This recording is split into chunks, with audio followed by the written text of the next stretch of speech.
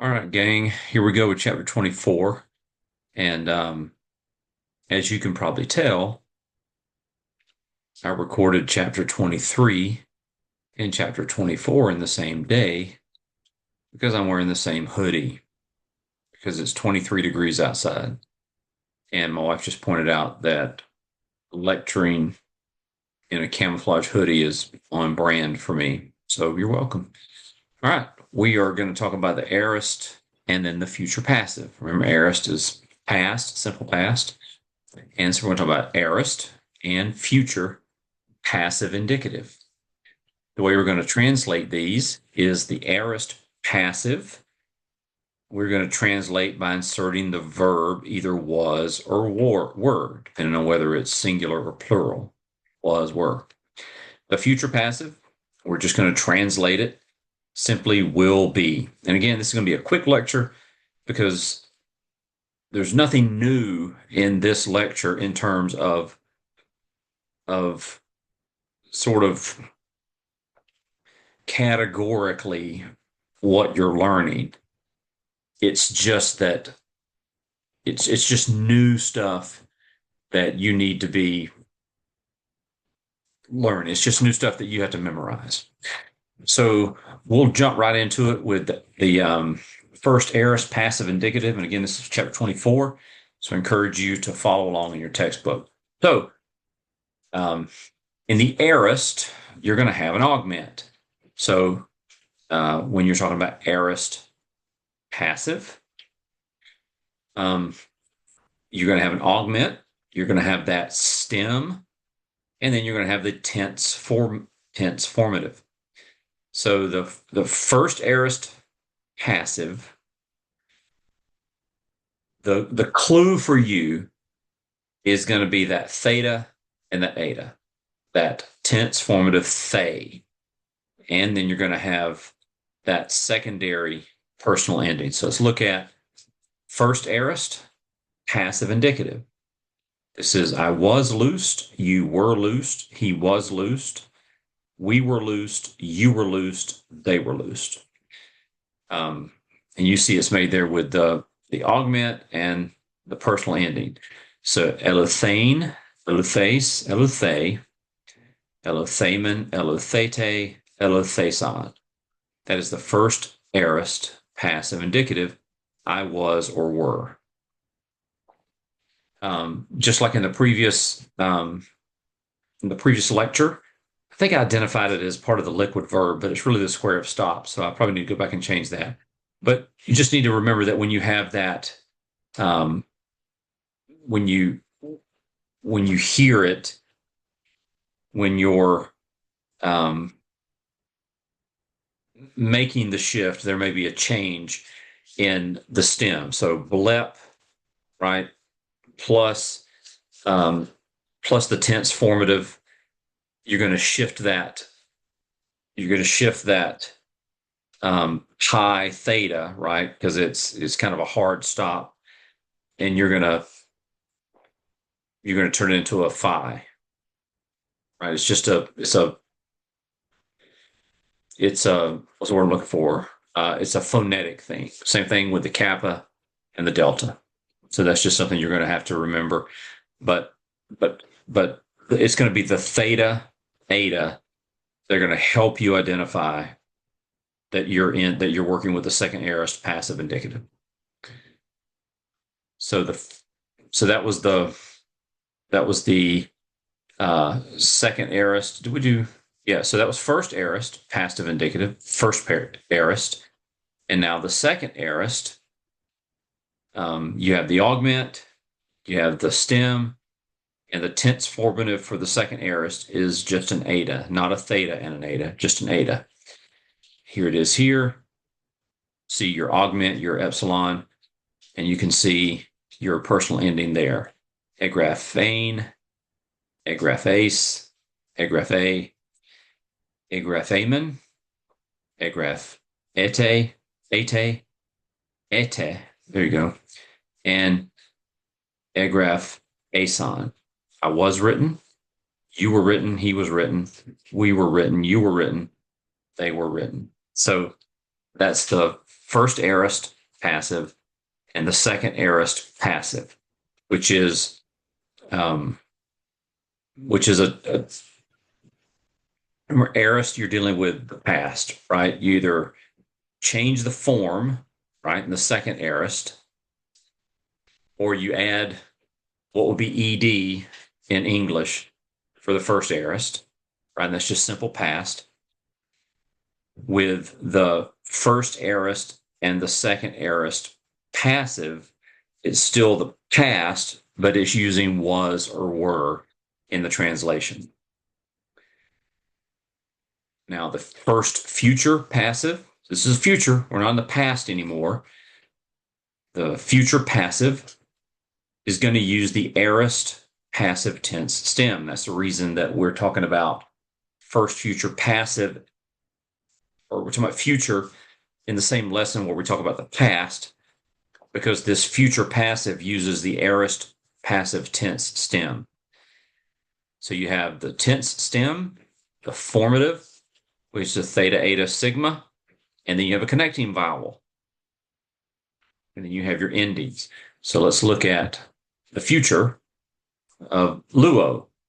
I will be loosed. So you're adding will, right?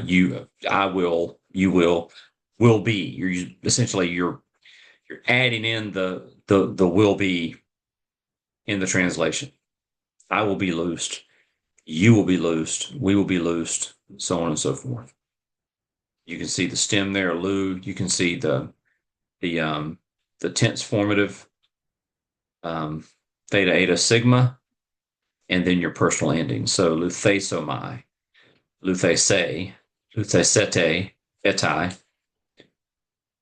luthesamatha, luthes esthe, and luthes antai. That is the future, first future. And then you have a second future. Again, it's going to use the aorist passive tense stem. That's the reason we're talking about it in this chapter, because the people that put this textbook together wanted to make it as simple as possible. But you can see your tense formative there is the eta sigma, and then your connecting vowel. So let's look at second future. So first future, second future are both going to be will be. I will be, you will be, so on and so forth. You can see the only difference there is the addition of that tense formative eta sigma. That's it. Now I say that's it. That's a lot to memorize, but you've seen some of these forms before. You just need to remember those tense formatives. Remember those tense formative. In this case, it's eta sigma. Then it'll help for translation and helping you determine that it's future. All right, let's look at our vocabulary words for this week, or for this chapter. I go, I lead. The way I remembered that when I took Greek was if I'm leading somewhere, I'm going somewhere. So I go or I'll go. Maybe that doesn't work for you, but I'll go. I lead. Hema. See the breathing mark below the circumflex. Hema means blood. If you're in medicine at all, hematology has to do with the blood. So we get hematology, or we get that from hema. Here's one I don't want you to get that she messed up on. At first glance, you're like, hey, haven't we already learned the word eschatos? You have, and that's not what this word is. This is hekastos. Hekastos. It means each or every. See the rough, the breathing mark here? All right. Hematation. Hematation, that's garment or cloak. Oros or Aros means mountain or hill. Upago means I depart. Upago. Phobeamai. Phobeamai, I fear. If someone is afraid of something, it's a phobia. That's where we get that word from. Phobeamai. And Cairo. pronounced just like the word you've already memorized that starts with a kappa. But English has that too. How many variations of the word there is there, right? They apostrophe re, their, there, right? But they mean different things. So Cairo with a chi is I rejoice, and those are all of your vocabulary words. So it's a short lecture because you know what you need to do. You need to memorize the paradigms. First, aorist, passive. You're going to add was or were, and you're going to look for that augment. Augment's going to tell you that it's aorist, and then the personal ending is going to tell you that it's passive. The second aorist, was or were. The augment, the epsilon, is going to tell you that it's aorist, and then this eta is going to give you is going to clue you in that it is second aorist passive. So first, second aorist passive is something that happened in the past, but you're using was or were. Right? So aorist is always past. In the case of the passive indicative, then we're talking about was or were. When you think about the future, there is no augment on the word in the future tense, right? And so in the future indicative, you're going to use, you're not going to have an augment, and you're going to look for the tense formatives here that precedes endings that you already know. You've already seen these endings. So memorize the end. You've got the endings memorized, that it's either first, second, third singular or first, second, third plural. And you're going to look for this tense formative that's either going to be a theta, eta, sigma, or it's going to be an eta, sigma. You already know the personal endings. When you see those personal endings, okay, it's a verb. It's, if I see omai, right, it's going to be a first person singular. Look for that tense formative. All right, there's that tense formative. So it's passive. Will be, will be. So I think pretty easy to understand. Not so easy to memorize if you haven't memorized these endings yet. But I gave you this advice last week.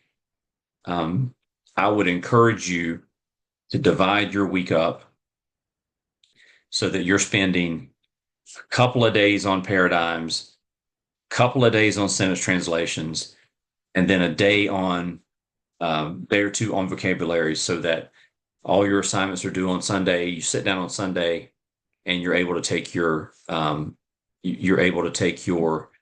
quizzes, but you're working on those workbook assignments through the week. Hopefully, you're working through the workbook assignments, and you're not just turning to the back or whatever you're doing to get the answers, because you have to self-check those. Anyway, that is chapter 24. Good luck this week, and we'll see you next week for chapter 25. Have a good day, everybody.